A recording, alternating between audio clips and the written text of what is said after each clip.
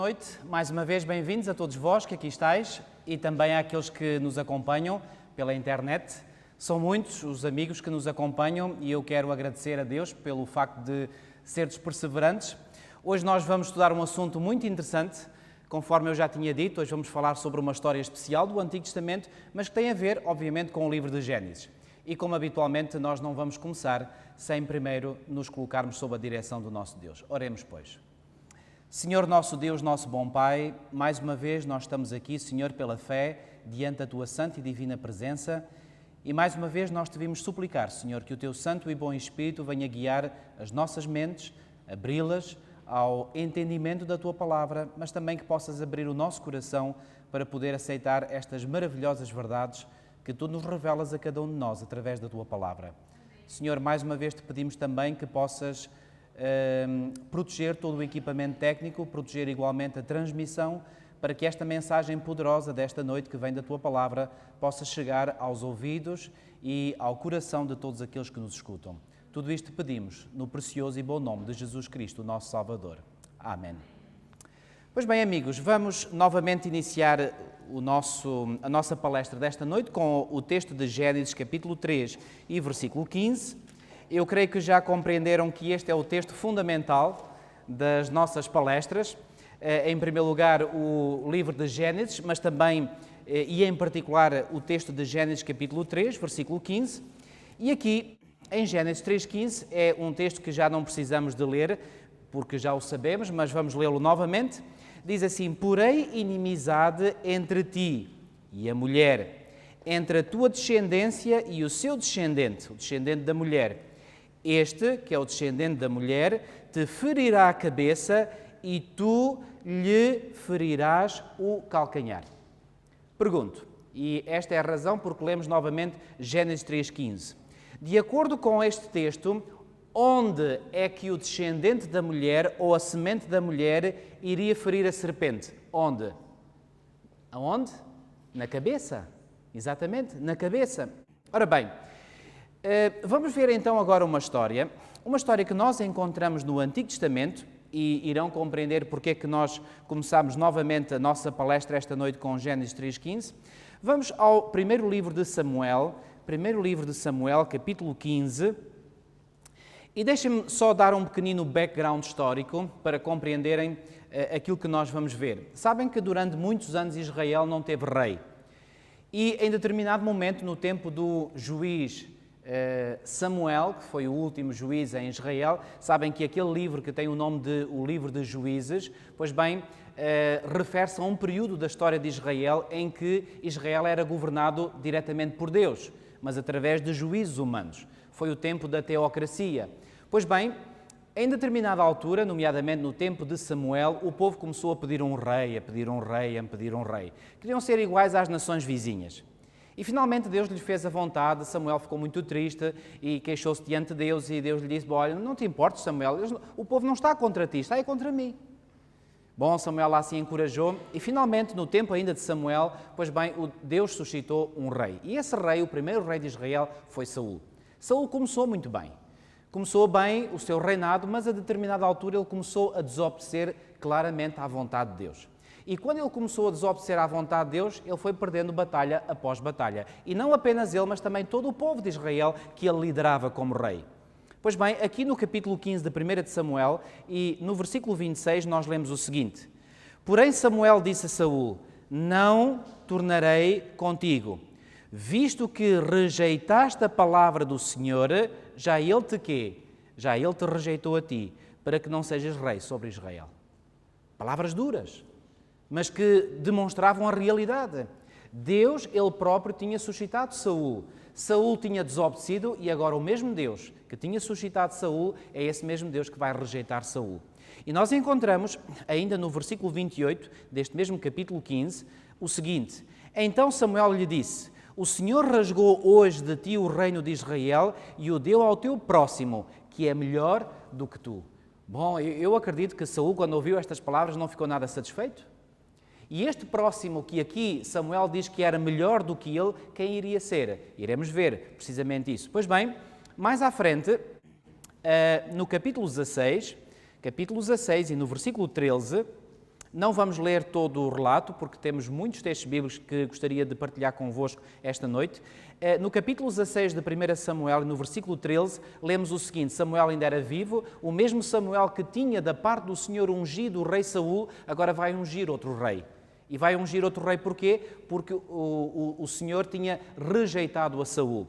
E aqui em 1 Samuel capítulo 16 e no versículo 13 lemos o seguinte: Tomou Samuel o chifre do azeite.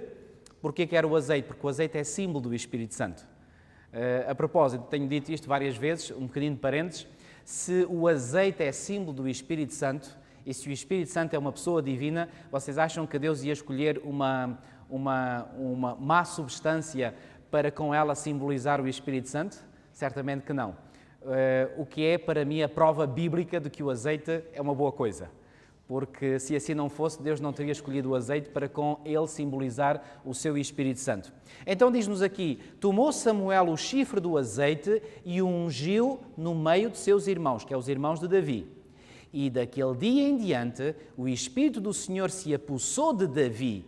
Então Samuel se levantou e foi para Ramá, que era onde ele morava. E agora reparem, meus amigos, depois de a Bíblia nos dizer que Samuel ungiu o rei Davi em lugar de Saul, porque Saul já tinha sido rejeitado, conforme acabámos de ler. Reparem o que diz o versículo 14, em 1 Samuel 16.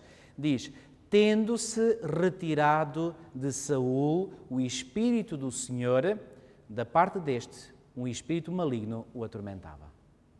Este texto é muito, muito, muito duro. Porquê? Porque revela que neste momento Saul cometeu o mais terrível de todos os pecados. O único pecado que, segundo Jesus Cristo, não tem perdão. E esse pecado qual é? É o pecado contra quem? Contra o Espírito Santo.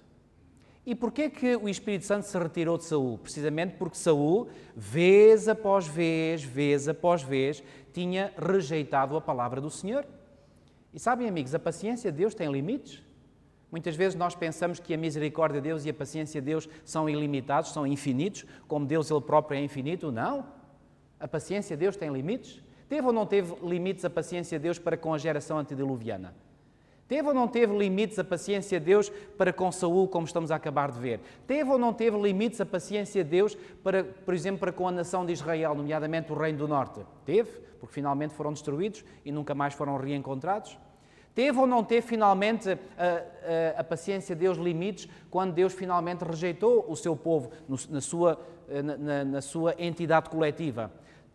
Terá ou não terá Deus um dia limites à sua paciência quando enviar as 7 últimas pragas descritas em Apocalipse 16 sobre o mundo para sobre ele derramar os seus juízos? Sem dúvida nenhuma que sim. Pois bem, e agora reparem que neste momento, portanto, retirou-se dele o Espírito do Senhor. Alguns se perguntam, então, mas diz aqui que da parte deste, ou seja, da parte de Deus, um Espírito maligno o atormentava. Esta é uma linguagem que é usada frequentemente pelos autores bíblicos para transmitir a seguinte ideia: tudo aquilo que Deus permite é da responsabilidade de Deus. Claro que não foi Deus quem enviou o Espírito maligno, mas a partir do momento em que o Espírito do Senhor se retirou, pois bem, o maligno tinha espaço livre para poder atuar livremente na mente e na vida de Saul. Pois bem, nós agora vamos ver a história, e essa é a história que nos vai demorar mais tempo na nossa análise esta noite, a história que está contida no capítulo 17 de 1 Samuel.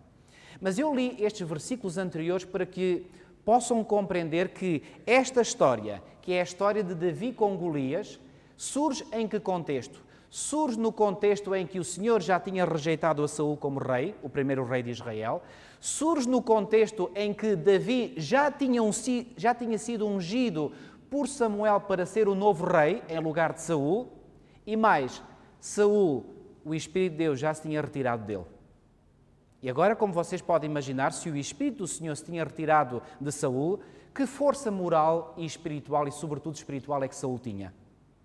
Pois bem, o capítulo 17 de 1 Samuel fala-nos de o povo de Israel estar confrontado com um dos seus piores inimigos, que eram os filisteus. Vamos ver então alguma parte deste capítulo 17. Capítulo 17 de 1 Samuel, a partir do versículo 1. Diz assim: ajuntaram os filisteus as suas tropas para a guerra e congregaram-se em Sucó, que está em Judá. E acamparam-se entre Sucó e Azeca em Éfes-Damim.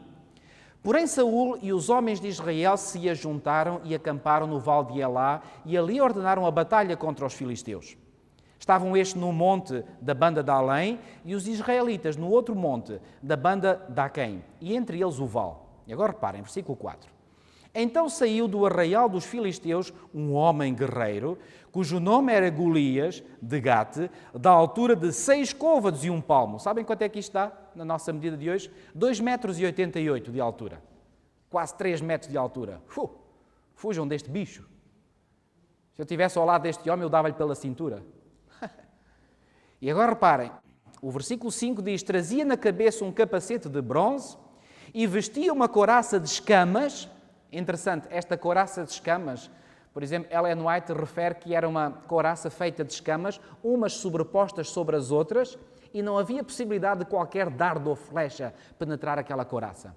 E sabem porquê que estas couraças que estes filisteus usavam, e nomeadamente Golias, porquê que usavam estas escamas? Porque o deus principal que eles adoravam era o deus peixe, Dagon. E então, como o deus peixe que adoravam, os peixes têm escamas, pois bem, eles usavam estas couraças em escamas. Bom, mas belicamente, aquelas couraças eram praticamente invencíveis. Portanto, mesmo que alguém de perto atirasse uma flecha, não entrava lá.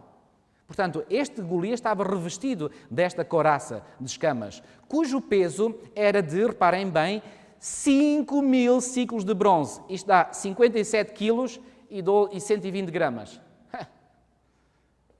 Estão a imaginar o peso de uma saca de cimento, 50 quilos? Bom, hoje já parece que há sacas mais leves, mas ainda me lembro daquelas sacas de 50 quilos. Ponham mais 7 quilos em cima e vejam o peso da couraça que este gigante vestia. Também, para a altura que ele tinha, aguentava bem com ela. Bom, agora reparem. Versículo 6. Trazia caneleiras de bronze nas pernas e um dardo de bronze entre os ombros.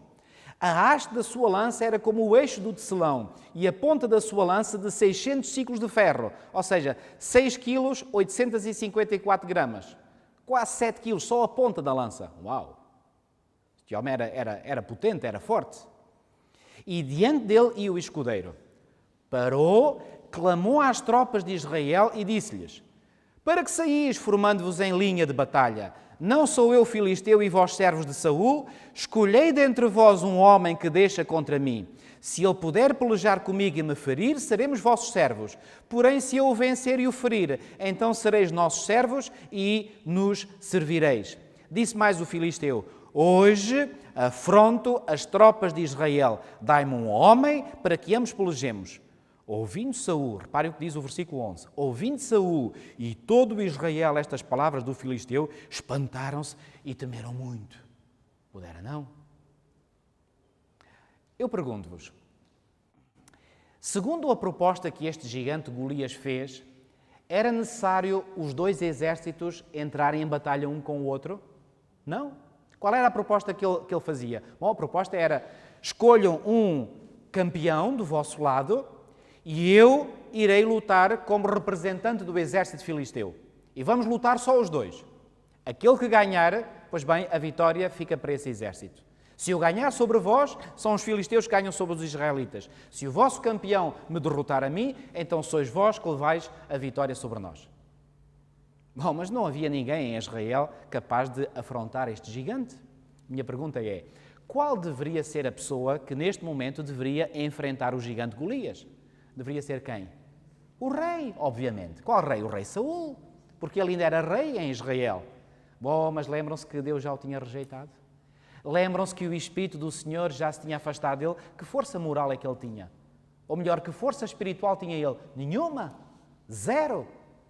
E, portanto, quando ele é confrontado com o poder deste gigante, ele treme. E agora reparem, o que é que acontece a um exército quando o seu líder, o seu general, o seu comandante treme? Bem, o exército todo treme igualmente. Sabem, a Bíblia nos indica que, em grande medida, o povo é aquilo que os líderes são. E nós temos, por exemplo, ao longo da história de Israel, quando havia um rei que era temente a Deus, quando era justo, quando andava nos caminhos do Senhor, pois bem, ele com o seu procedimento e com a sua dedicação, com a sua consagração, ele levava muitas pessoas a andarem também do lado do Senhor. Mas quando o rei, pois bem, se afastava dos caminhos do Senhor e seguia outros caminhos, o povo normalmente fazia o mesmo. Que força tinha então o povo com este rei Saul, que não tinha força para enfrentar aquele gigante? Nenhuma. E agora reparem, vamos continuar a ler este relato. É um relato interessantíssimo. E depois nós iremos ver as correlações que há entre esta história e aquilo que nós estamos a ver com base em Gênesis. No livro de Gênesis e em particular em Gênesis 3,15. Pois bem, aqui do versículo 12, agora introduz-nos uma outra história, uma outra cena. E fala-nos aqui de Davi, o tal Davi que já tinha sido ungido rei por Samuel. Davi era filho daquele Efrateu de Belém de Judá. Era filho de quem? De um Efrateu. O que é que quer dizer Efrateu? Que é de Efrata. Diz-vos alguma coisa, Belém Efrata? Conhecem o texto de Miqueias 5,2, que nos diz que alguém especial iria nascer em Belém Efrata? Sabem que no antigo Israel havia várias Beléns, como hoje existem localidades com o mesmo nome. Pois bem, mas a Belém Efrata só havia uma.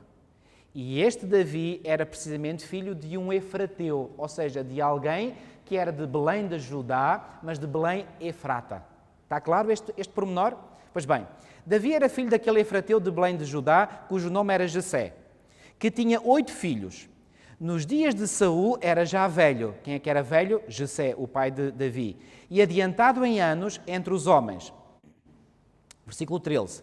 Apresentaram-se os 3 filhos mais velhos de Jessé a Saul e o seguiram à guerra. Chamavam-se Eliabe, o primogênito, o segundo Abinadab e o terceiro Samá. Ou seja, os 3 filhos mais velhos de Jessé, pois bem, aceitaram o desafio de Saul para irem à guerra.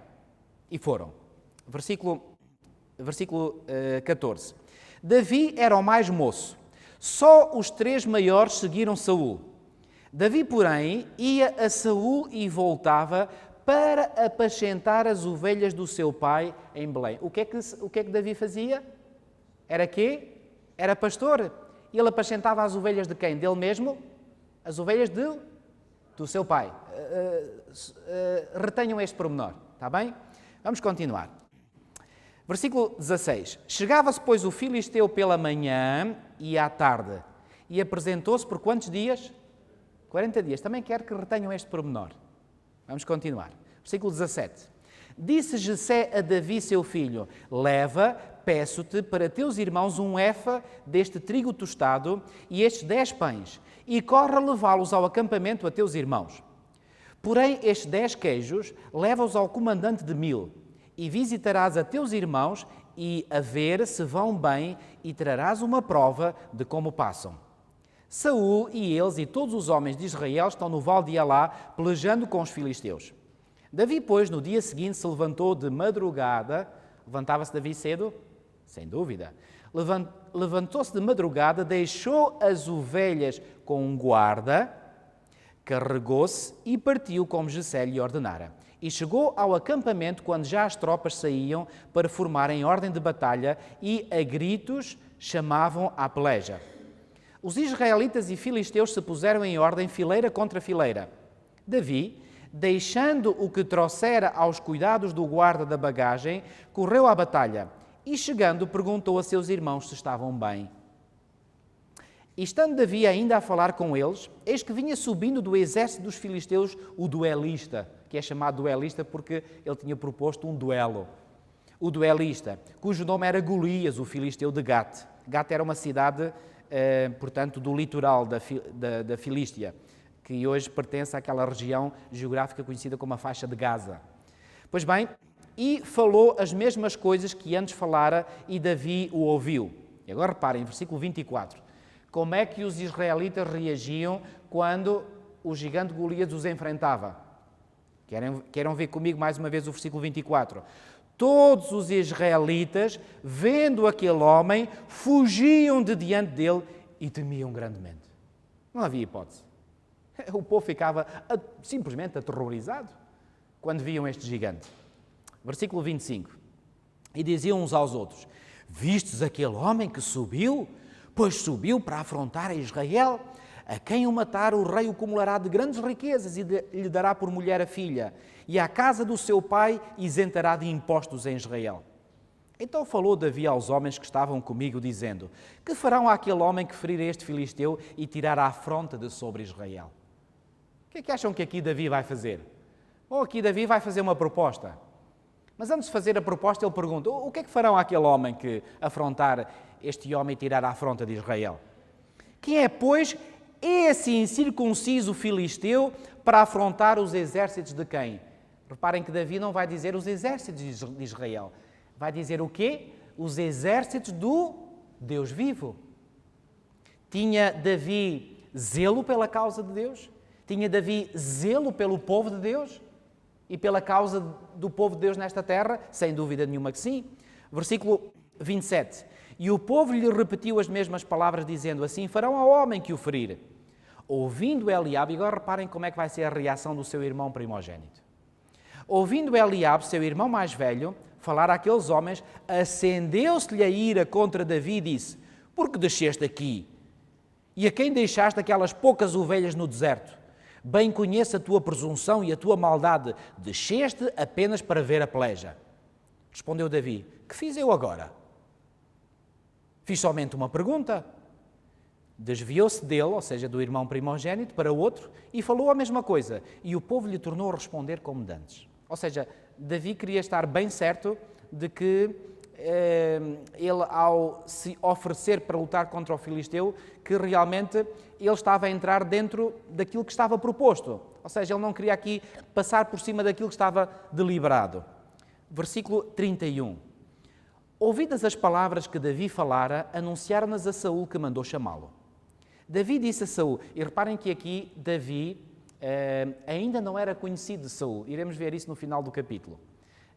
Embora tivesse já sido ungido por Deus através de Samuel para ser o sucessor de Saul, Saul ainda não conhecia a Davi.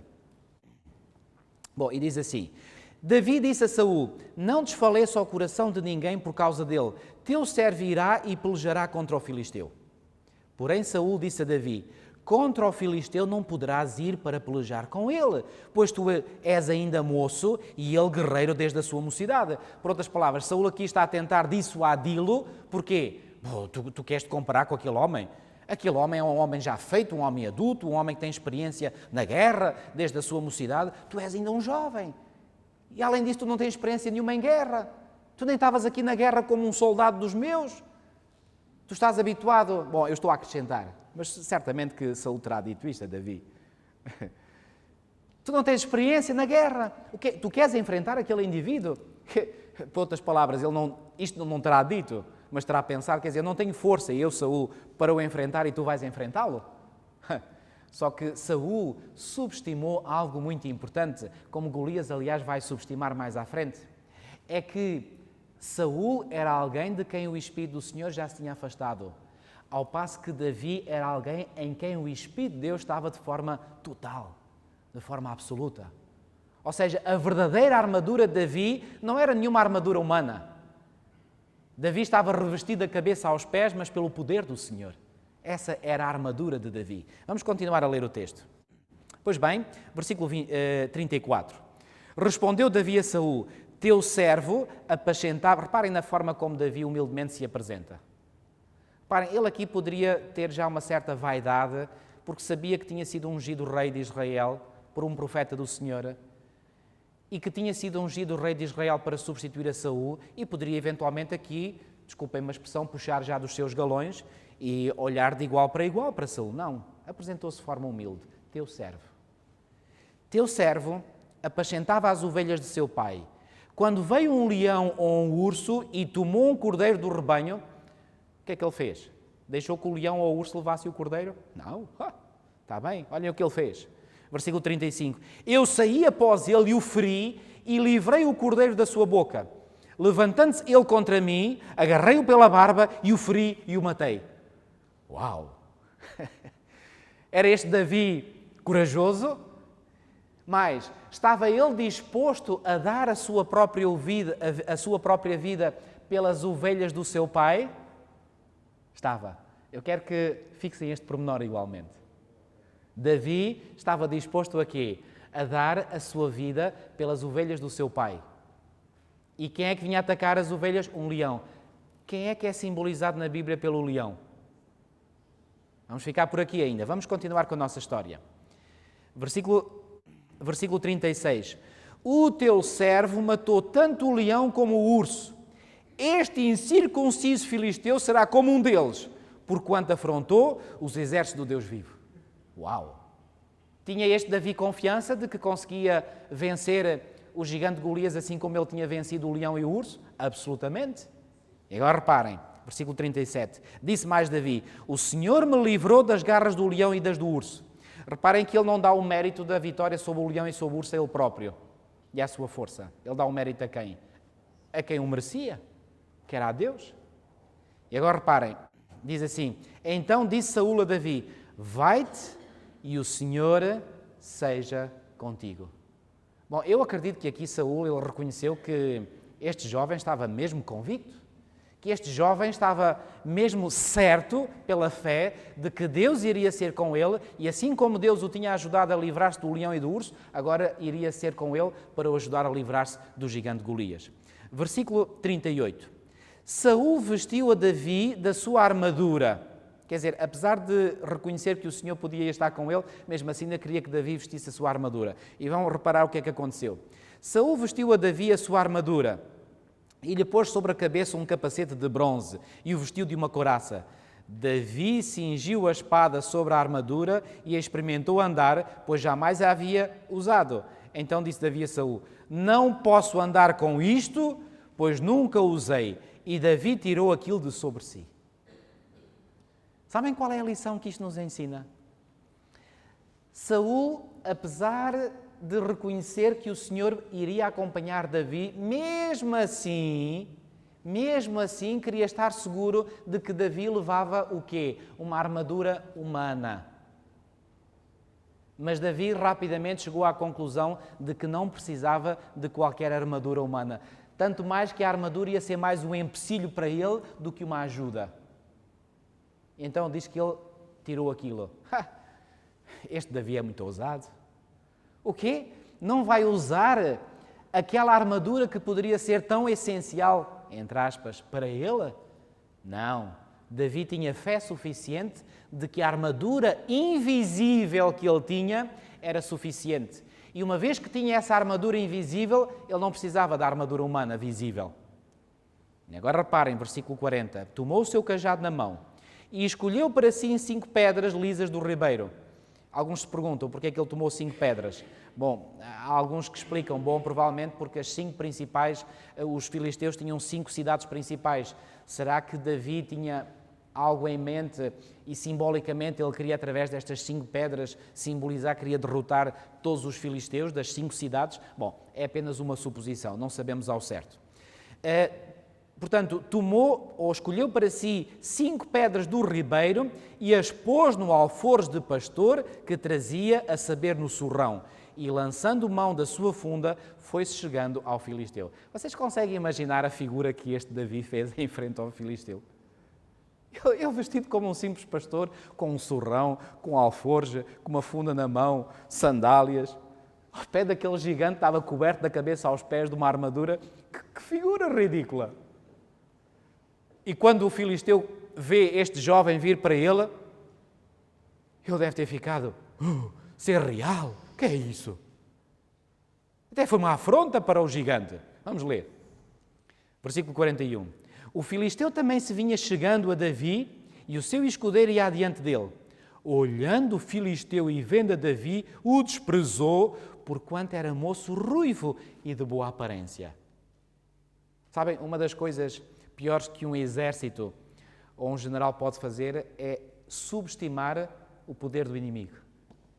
E foi isto exatamente que Golias fez. Subestimou a força do seu inimigo, que era Davi. E sabem porquê que subestimou? Porque Davi, como eu disse há pouco, ele estava coberto da cabeça aos pés, tal como o gigante. Só que a armadura de Davi era invisível. A sua verdadeira armadura era do Senhor. E por falar nisso, querem ver qual era a sua armadura? Venham ver comigo o Salmo, capítulo 18 e versículos 2 e 3. Salmo 18, e depois vamos voltar aqui ao nosso texto. Salmos 18, versículos 2 e 3. E vamos ver aqui, num Salmo de Davi, qual era a sua verdadeira armadura. Salmo 18, 2 e 3. Reparem o que ele diz. O Senhor é a minha rocha, a minha cidadela, o meu libertador. o meu Deus, o meu rochedo em que me refugio. E agora reparem, o meu escudo, a força da minha salvação, o meu baluarte. E agora reparem, versículo 3. E invoco o Senhor digno de ser louvado e serei salvo dos meus inimigos. Era esta a couraça, era esta a armadura com que Davi se apresentou diante de Golias? Absolutamente. E o gigante subestimou porque olhou apenas para a aparência. Amigos, não olhemos só para as aparências, porque as aparências, conforme diz o velho ditado, iludem. Muitas vezes uma aparência de grande força pode demonstrar algo fraco e uma aparência de fraqueza pode demonstrar algo muito forte. Então vamos ao nosso texto novamente.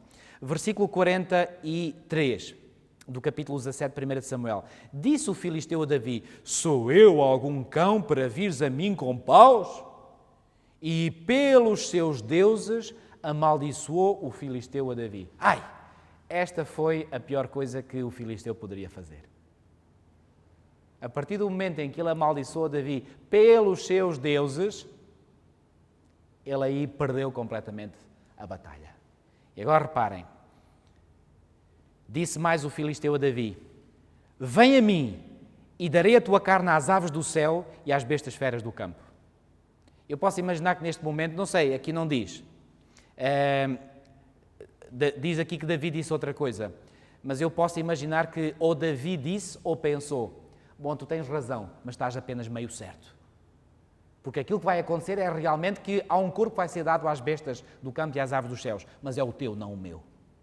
E agora reparem, versículo 45. Davi, porém, disse ao filisteu: tu vens contra mim com espada e com lança e com escudo. E agora reparem, eu, porém, vou contra ti em nome de quem? Em nome do Senhor dos Exércitos, o Deus dos exércitos de Israel, a quem tens afrontado. Meus amigos, há força no nome do Senhor.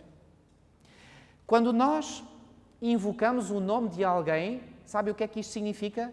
Na teologia bíblica, estamos a invocar a autoridade que está subjacente a esse nome. Por exemplo, ainda nos tribunais hoje em dia, quando vai um advogado de defesa apresentar-se lá no tribunal e vai em nome de alguém, ele vai representando quem? A pessoa. Quando ele se apresenta diante do tribunal, ele não está ali para se apresentar ele próprio, ele está para se apresentar no lugar de quem? No lugar da pessoa que ele defende. Ou seja, ele está ali pela autoridade do nome que ele representa. Quando Davi faz apelo ao nome do Senhor, ele está a reclamar o quê? A autoridade desse mesmo Senhor. Amigos, será que nós temos igualmente o poder e a autoridade do Senhor à nossa disposição quando nós reclamamos o nome do Senhor? Absolutamente. E agora repare o que é que Davi vai fazer. Versículo 46. Hoje mesmo o Senhor te entregará nas minhas mãos. Ele aqui vai dizer, afinal, diz mesmo: ferir-te-ei e tirar-te-ei a cabeça e os cadáveres do arraial dos filisteus darei hoje mesmo às aves dos céus e às bestas feras da terra. E toda a terra saberá que há quê? Que há Deus em Israel. Saberá toda esta multidão que o Senhor salva, não com espada, nem com lança, porque do Senhor é a guerra e Ele vos entregará nas nossas mãos. Sucedeu que, dispondo-se o filisteu a encontrar-se com Davi, este se apressou, reparem bem, e deixando as suas fileiras, correu de encontro ao filisteu. Eu gosto desta descrição. Davi não tomou uma atitude de defesa. Davi tomou uma atitude de quê? De combate, uma atitude ofensiva. Amigos, nós iremos ver no fim que nós podemos e devemos ter atitudes ofensivas. Não apenas defensivas, mas ofensivas. Quando alguém afronta o povo de Deus de hoje, quando alguém afronta o Deus do povo de Deus hoje, deveríamos nós ficar passivos como ficou Saul e o seu exército? Ou deveríamos antes tomar a atitude de Davi, que correu em nome do Senhor e diz: tu afrontaste o exército de Deus vivo, mas eu agora vou afrontar-te a ti. Ele correu. E agora repare o que é que aconteceu. Versículo 49. Davi meteu a mão no alforje e tomou dali uma pedra e com a funda lhe atirou e feriu o filisteu aonde? Na testa. Devia ser o único ponto desde a cabeça até aos pés, que estava vulnerável. E foi exatamente ali que a pedra que Davi lançou foi-se que encravar, por diz aqui, a pedra encravou-se-lhe na testa e ele caiu com o rosto em terra. Bom, foi uma pedrada com sorte. Foi um tiro sortudo. Foi isso? Vocês acham que foi Davi com a sua... Bom, ele era muito experiente com a funda, não tínhamos dúvidas disso.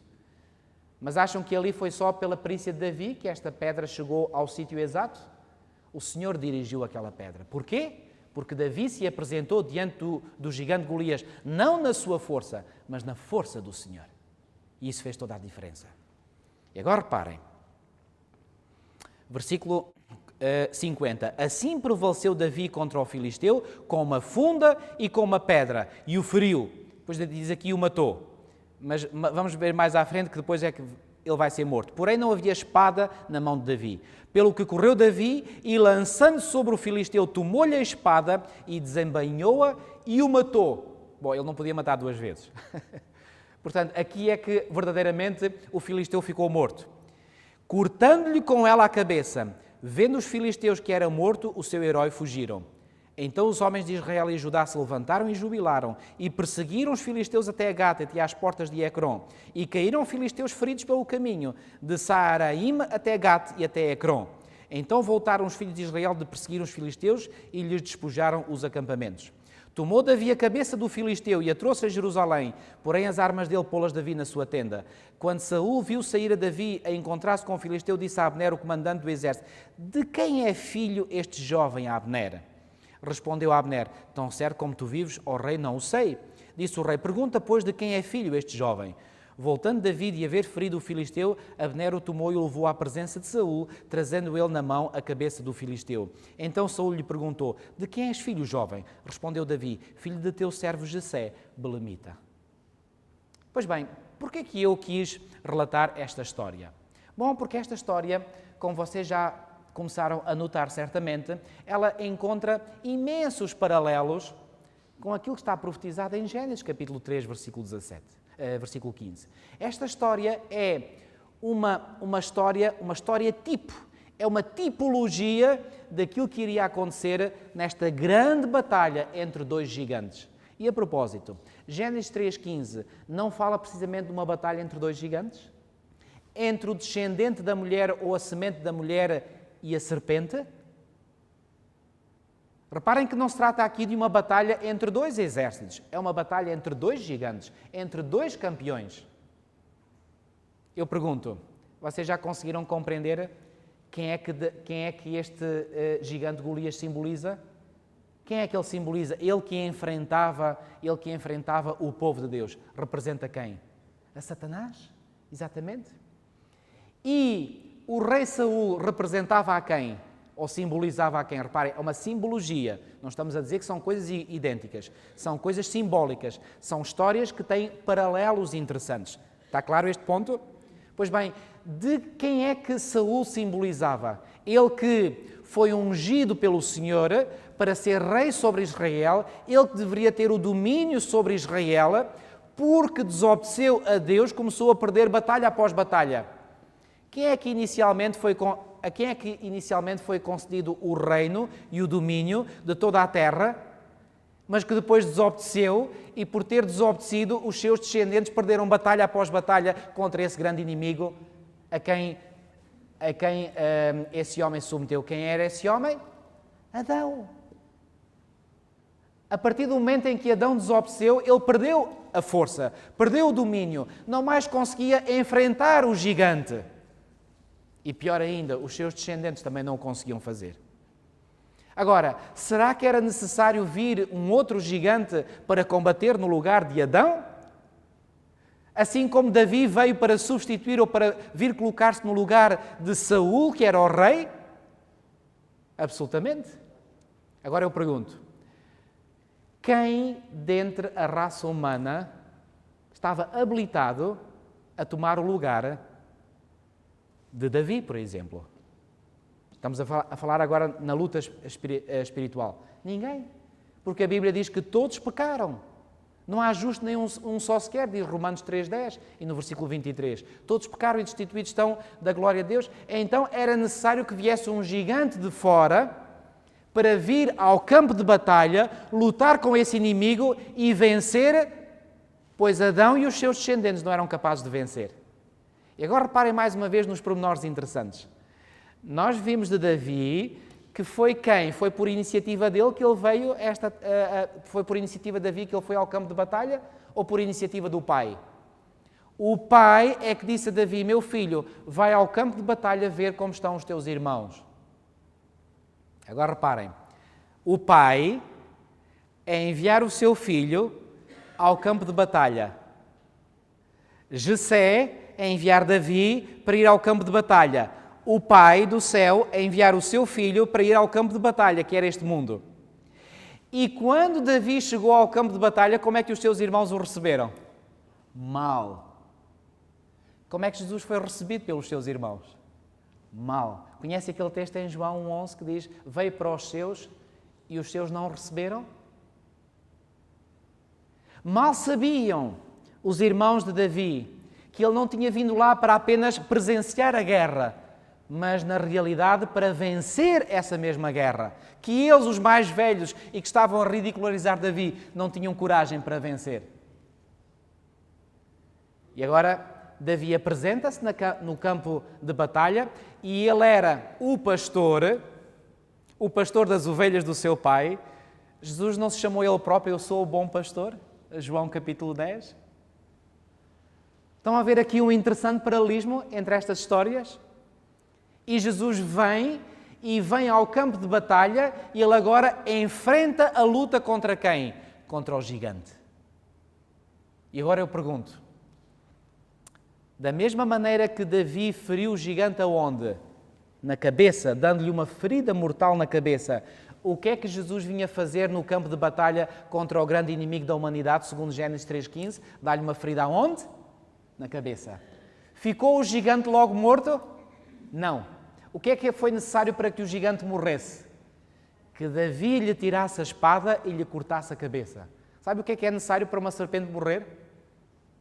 Ou cortar a cabeça ou esmagar por completo a cabeça. Eu lembro que há uns anos atrás eu morava no Alentejo, lá de uma casa de campo, e um dia abri a porta da cozinha e quando vim ao pátio atrás, estava lá uma pequena cobra, não era maior que isto.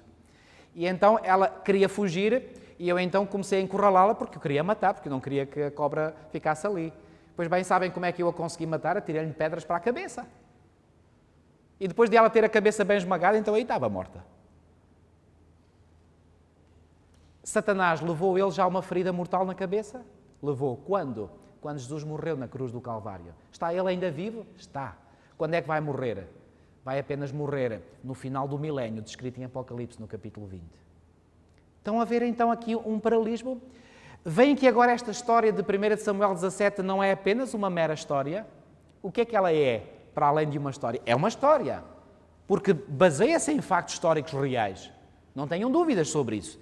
É uma história literal. Mas para além de uma história, o que é que ela é também? É uma profecia. Estão a ver como muitas das histórias do Antigo Testamento, e algumas que nós já referimos do livro de Gênesis, são, para além de serem histórias, são profecias, e aqui esta história de Davi e do Golias é o quê? É uma profecia messiânica. Bom, agora alguns de vós poderão dizer,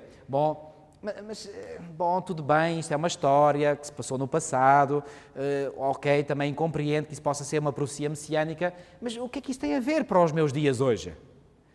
Bom, meus amigos, a grande lição que nós podemos retirar para os nossos dias, para além da lição messiânica, que eu acho que é uma lição já muito importante, é o seguinte, é da mesma maneira que Davi se fundamentou no Senhor e se revestiu do Senhor para enfrentar o gigante, nós podemos igualmente nos revestirmos do Senhor para enfrentar esse mesmo gigante.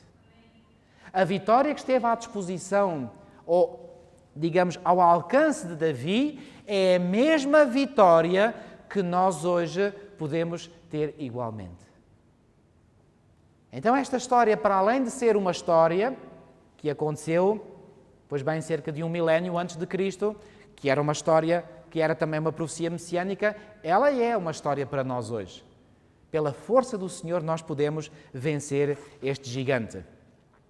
Deixem-me partilhar comigo mais alguns textos que mostram a função messiânica de Jesus. Venham ver comigo um texto em 2 de Pedro 2,19. E aqui este texto, 2 de Pedro 2,19, mostra-nos que nós somos escravos daquele que nos vence. 2 de Pedro, capítulo 2 e versículo 19.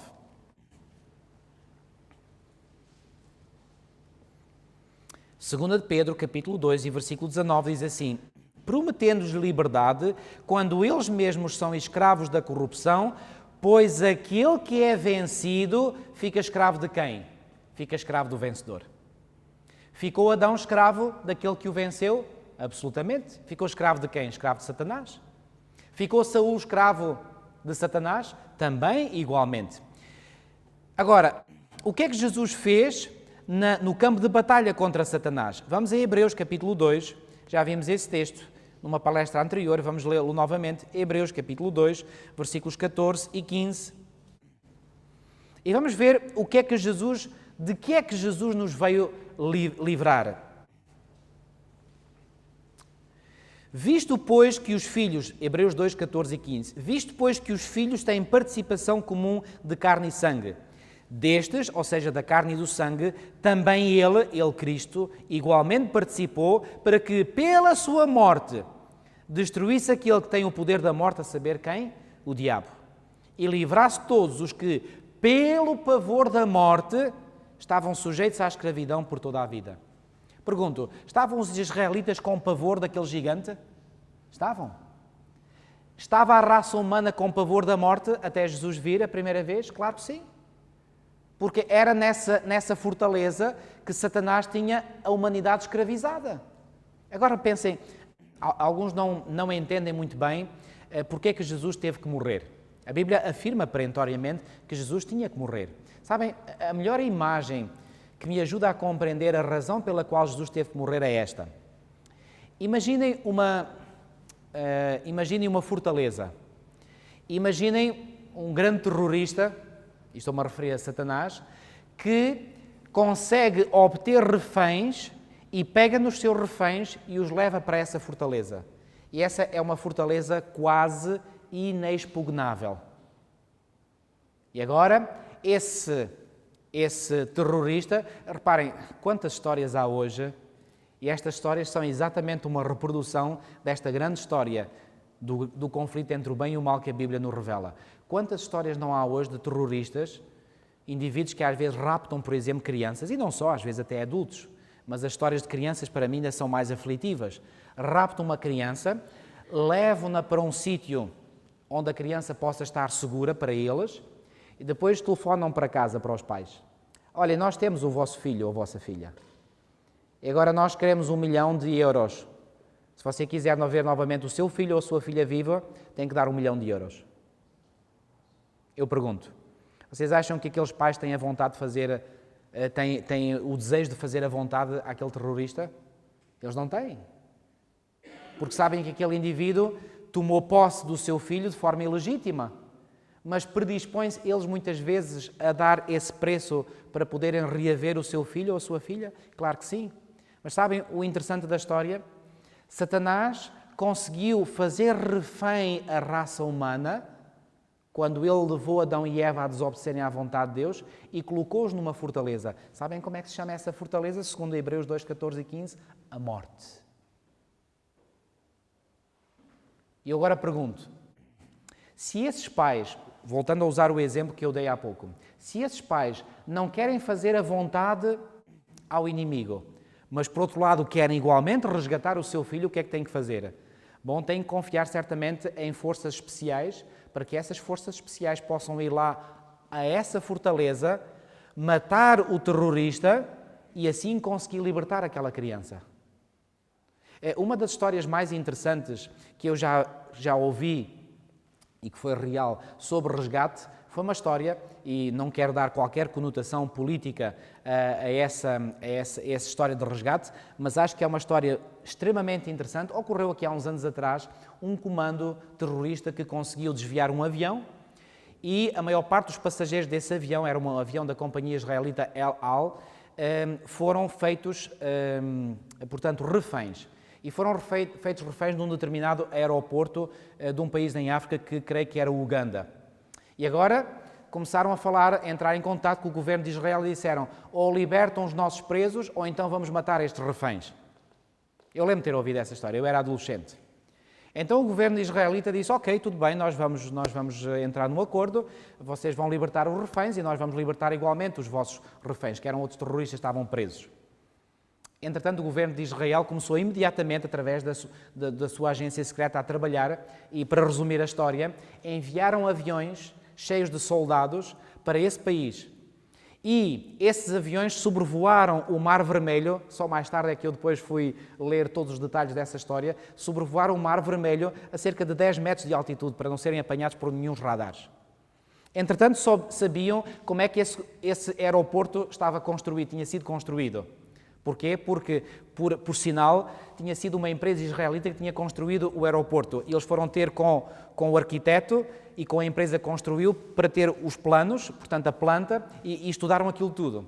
Entretanto, uma refém tinha sido libertada pelo comando terrorista e tinha partido para Londres, porque estava doente. Imediatamente, agentes secretos israelitas foram para Londres para falar com essa senhora para obter informações. Puseram uma equipa de soldados especializados dentro de aviões, puseram um carro igualzinho ao do presidente desse país e sabiam que nesse momento ele estava ausente e simularam que era o presidente a chegar. E, entretanto, fizeram com que o avião aterrasse atrás de o avião ia com as luzes apagadas e aterrou atrás de um avião que eles sabiam que ia lá aterrar na pista nessa altura de noite e, quando o avião aterrou, eles vinham atrás também e, pelo barulho do outro, esconderam o barulho do avião deles. Saiu esse carro de lá. Entretanto, eles apresentaram-se lá diante do aeroporto. Quando os primeiros começaram a reagir, não tiveram tempo, foram logo mortos. E quando eles chegaram lá ao sítio onde estavam os reféns, disseram: venham connosco, vocês estão livres, podem embarcar para casa. Esta foi a história de um resgate. Meus amigos, sabem porquê que Jesus teve que morrer? Porque ele teve que ir lá onde os reféns estavam. E onde é que os reféns estavam? Na fortaleza de Satanás. E que fortaleza era essa? Era a morte. Então Jesus teve que entrar dentro dessa fortaleza para, depois de entrar lá dentro, abrir de par em par as portas dessa fortaleza e agora dizer a todos: venham para casa todos os que quiserem. Uau! Este foi o resgate que Jesus fez. E agora sabem o que é mais estranho? É que hajam pessoas que estão lá dentro da fortaleza e quando agora têm as portas da fortaleza abertas de par em par e têm a possibilidade de sair cá para fora e ouvem o convite de Jesus para que saírem cá para fora, a pessoa diz: não, estou aqui muito bem, não me incomodem que eu estou aqui muito bem, não quero sair daqui. Que decisão mais estúpida. Pois bem, Jesus entrou dentro da fortaleza, entrou dentro da morte, para que, entrando dentro da morte, pudesse resgatar a quem? Àqueles que Satanás tinha aprisionados dentro da morte. É isso que o texto de Hebreus 2,14 nos diz. Conseguem agora ver melhor este plano da redenção? Que foi logo comunicado aos nossos primeiros pais, Adão e Eva, lá no Jardim do Éden? Eu pergunto, quando Adão e Eva ouviram Jesus a falar estas palavras para a serpente, vocês acham que se acendeu alguma luz de esperança na mente deles? Claro que sim! Porque eles tinham sido derrotados pelo inimigo, através das suas astúcias, do seu engano. E Eva não falou errado quando ela disse: a serpente me enganou e eu comi. Mas agora, quando eles ouviram Jesus pronunciar aquelas palavras contra a serpente, eles sentiram que um gigante iria vir ao campo de batalha e iria ele próprio assumir a batalha contra o inimigo e iria vencê-lo. E ao vencê-lo, iria libertá-los a eles. Uau! Conseguem ver agora melhor o plano da redenção? Magnífico, amigos. Que Deus nos ajude a nós entendermos este magnífico plano da redenção e que nós possamos compreender. Deixem-me só, por último, ler um texto. 2 Coríntios, capítulo 10. Tinha muitos outros textos que gostava de partilhar, mas o tempo não nos permite. 2 Coríntios, capítulo 10, versículos 3 a 5. 2 Coríntios, capítulo 10, versículos 3 a 5. 2 Coríntios, capítulo 10 e versículos 3 a 5. Reparem o que diz aqui. Porque, embora andando na carne, não militamos segundo a carne, porque as armas da nossa milícia não são carnais, e sim poderosas em Deus, para destruir quê? Destruir fortalezas.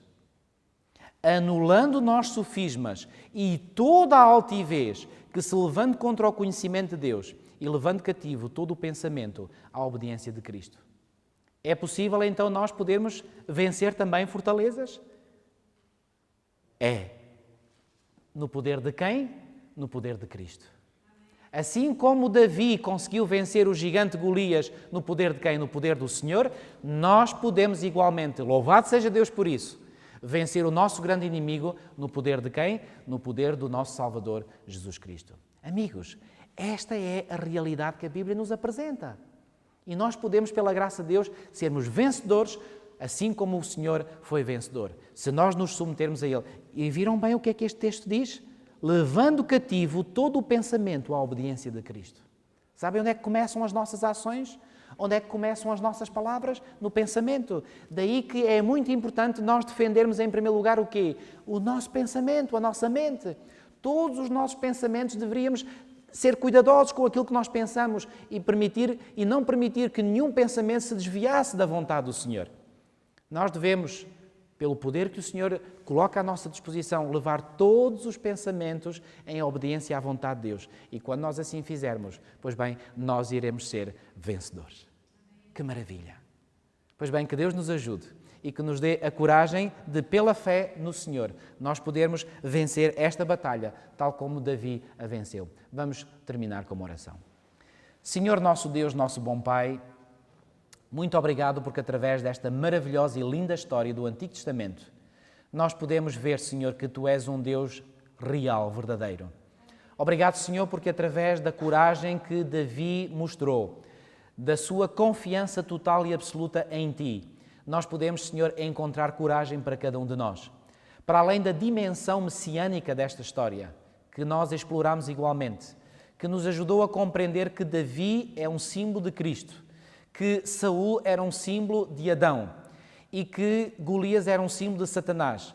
Nós podemos ver que Jesus, como segundo Adão, veio a este campo de batalha, veio como o bom pastor, enviado pelo seu Pai para dar a sua vida pelas suas ovelhas. E também, assim como o povo de Israel esteve enfrentando este gigante por 40 dias, tu também enfrentaste este gigante no deserto da tentação por 40 dias para nos assegurares a vitória. Ó bom Pai, ajuda-nos a compreender que pelo Teu poder nós podemos ser igualmente vitoriosos, como Tu foste, como Davi foi e como muitos homens e mulheres do passado foram igualmente. Ajuda-nos a ter a certeza na Tua salvação. E, ó Senhor, obrigado porque a fortaleza da morte, onde nós estávamos presos, foi aberta de par em par pela Tua morte. E nós agora, Senhor, assim crendo, nós podemos sair dessa fortaleza se aceitarmos o Teu convite para sairmos daí. Ó Senhor, ajuda-nos a podermos aceitar o Teu convite e a andarmos contigo por onde quer que Tu vás, para assim sermos eternamente vencedores contigo. Te pedimos tudo e Te agradecemos, no santo e precioso nome de Jesus, o nosso Salvador. Amém.